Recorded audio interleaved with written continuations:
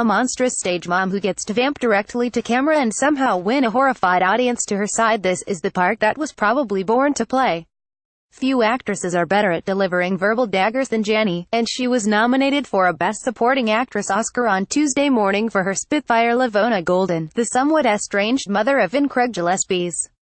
The film, which is shot like a mockumentary and features on-camera interviews with all the players, is overcrowded with big, colorful performances, but Janney cuts the most memorable image of all as Lavona, with her bowl cup, saucer glasses, fur coat, chain smoking, oxygen tank, and utter contempt for everyone, and most unforgettable of all, her pet tropical bird on her shoulder, interrupting constantly.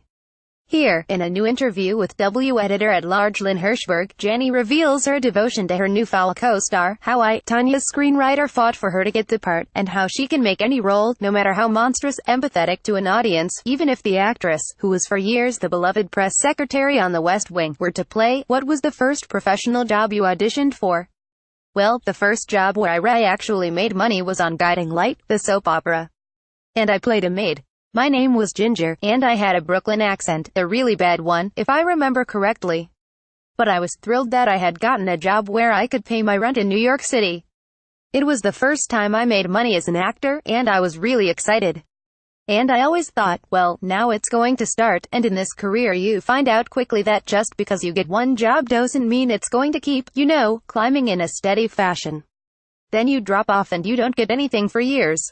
It's such a roller coaster ride. And how did Tanya, come to you? Oh, in the best way. I went to the neighborhood playhouse in New York City back in the 80s, and one of my classmates was Stephen Rogers. And Stephen Rogers has written many with roles for me, but I never got to play them because they were always given to another actress. And we always used to joke that, and the part written for Allison Janney will be played by insert actor's name. And this one finally went to me because Stephen said, Allison Janney is attached to this, so whoever was interested in producing it or directing it, he was like, you have to be okay with Allison Janney. Like, he was in my corner, and long before I was ever in my corner, He's been there for me, so it makes it so much better going through all this positive attention knowing that this was a gift given to me by a dear friend. And, it's not like it's a flattering role. Yeah, I was going to say, it's interesting that your friend thought no one but you could play this woman who's a horrible, nasty woman. Yeah, my friend wrote the worst, most horrible, atrocious mother on the planet and then thought of me to play her.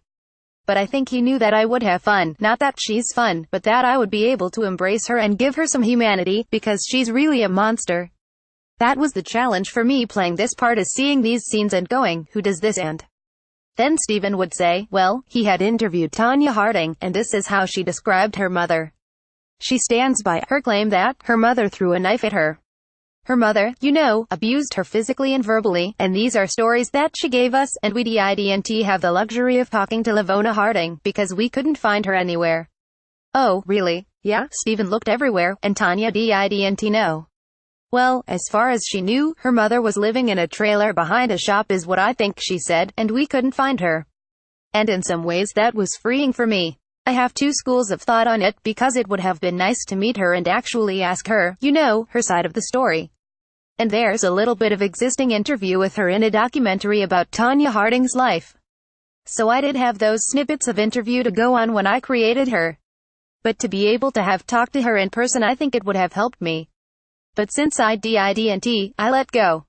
I was like, well, this is the character that is part Tonya Harding's version of Other Mother, part Stephen Rogers' artistic license, and part me jumping in and giving her what I wanted to give her. And so I felt a little freedom there. But she did exist, and now she's actually surfaced, funnily enough. Oscar nominations 2018, see photos of Mary J. Blige, Meryl Streep, Timothée Chalamet, and more actors. Previous next 1/18th Frances McDormand, Toggle Frances McDormand, Best Actress, 3 Billboards Outside Ebbing, Missouri of course.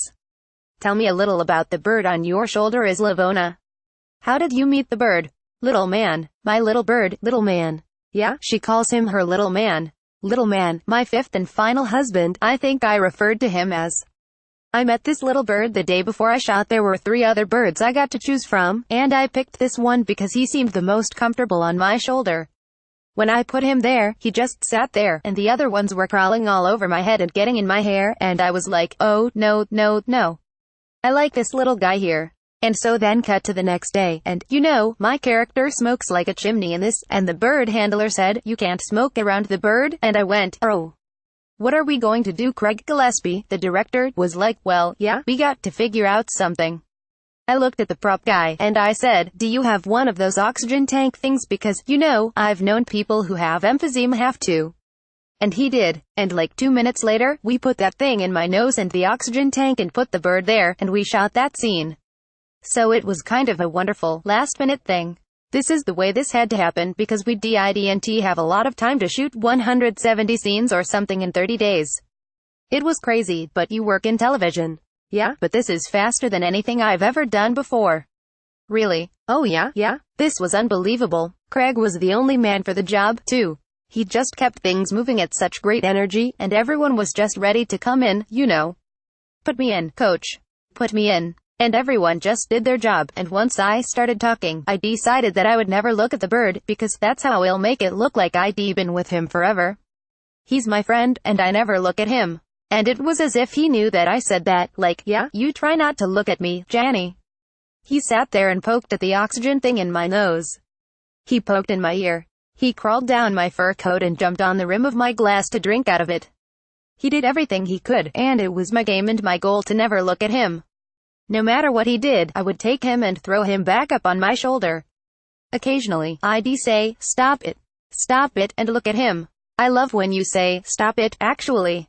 Because it does sound the way your character talks to people in your life. Exactly. I love that they use it in the finished film, because it's kind of an outtake, but it was perfect. And you never lost focus. You're doing your whole speech, your mid-diatribe, stop it. It was a lot of fun to do that section of vid for me, the monologue to the camera, direct address. I enjoyed it because I felt like I was testifying for Lavona and telling her side of the story. I really wanted to get my point across. It was really important. I kept feeling like it was Judgment Day, and I was talking to God or somebody, like saying, you know, you got to understand that everything I did was for that good girl, and she didn't appreciate it. I love doing that part of it with the bird, the whole thing. I don't think I'll ever act without a bird again. I'll just kind of take him with me everywhere. I'm in love with that bird. This is an age-old question, but did you end up liking the character you were playing, or do you have to like her? When you play a character as awful as Lavona, I always have to find something about her that I relate to or that I can empathize with. I think it was that she actually was trying to give her daughter a better life. I also had empathy for her because I feel quite certain that she came from an abusive family, and I know she was abused. In my mind, I thought, this woman had to have had a hard life. She's had 4 husbands. I think she kept trying to find the one that was going to, you know, get her and her daughter out of their life, their circumstances, and take them someplace better. And everyone failed. She just cannot catch a break. So I kind of tried to relate to her that way. And I think the monologue Steven gives her in the diner at the end is important and empowers her and shows her underbelly, ___. Okay, now some fun questions for you. What was your favorite birthday ever? Oh, my gosh. Birthdays are getting harder as I get older. But I think a birthday that I remember that I really loved was my 21st birthday, because one of my best friends growing up with was this guy, Rob Carr, who's still around. He lives in Charleston, South Carolina. And we threw a joint 21st birthday party, and we got dressed up in black tie. I just remember it being a really, really beautiful evening with everyone dressed up. And it was before I had to do it a lot doing this business. Now I get dressed up, but then it was so special. I bought this special black, you know, puffy skirt with a white silk blouse, and I felt so glamorous. I felt like an adult. I loved it. I loved that birthday. How old were you when you moved to LA? When I started doing The West Wing, which was 1999. I actually didn't move here until it got picked up, so it was 2000. Oh God, am I really going to have to do the math here? No. Since you were the best press secretary ever, do you feel any kind of empathy for Sarah Huckabee Sanders? I don't. I just have a hard time with this administration, and if I had to play her, I would find something to empathize, you know, about her. But right now, I don't enjoy. I can't watch those press briefings. They fill me with rage. They despise the media so much there's nothing veiled about it, and I just find her very unpleasant. And yet, if I ever get to play her, I will make you like her. Gal Gadot, Emma Stone, Margot Robbie and more are the best performances of the year. Previous next 138th Jennifer Lawrence and Emma Stone. Toggle wears Dior dress, Dior fine jewelry, earrings, and ring. Beauty, Dior. Wears Louis Vuitton dress? Beauty, L'Oreal Paris. That's a great answer. What was your favorite Halloween costume? There are many of them, but one in particular, we've stopped doing it, but there are like a group of friends of mine, like 6 or 7 of us depending on who's in town, and we do a group costume. The last time that I was thrilled with what we did, and I can't believe I had so much time on my hands. We went as the Partridge Family, and I spent I think a whole weekend making the Partridge Family bus that we all would get in, so each of us would have our own window. I made the Partridge Family bus, and we walked into that party, and we rolled that party. It was pretty great. Which Partridge were you? I was Lori Partridge. Oh, that's the good one. And I wanted to be Mrs. Partridge, but my friend Cam wanted to be her in drag. So he did that. But when Tanya had its screening in Toronto, I said on stage, if nothing else, you know, Lavona is going to be a great Halloween costume. And sure enough, there were people who dressed up as Lavona for Halloween. I mean, it's a great, the fur coat, the bird, the glasses, the haircut, and people tweeted it. I was very flattered that a character that I played might be a Halloween costume. Do you have a secret? We would be surprised to know that you have Margot Robbie, just so you know, she can open a bottle with another bottle. Well, she never shared that with me. My secret hidden talents are, well, I can do a little bit of everything. I can sit down at the piano and make you think I know how to play the piano, because I know, like, the beginnings of 4 songs.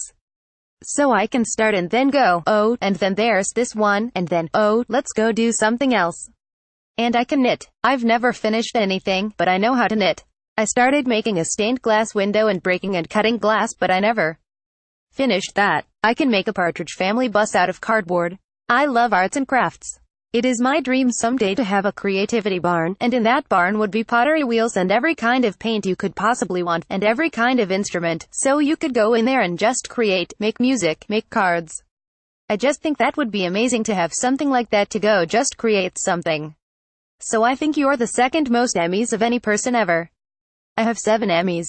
And I have to say, even before I loved you as an actress, I loved your speeches.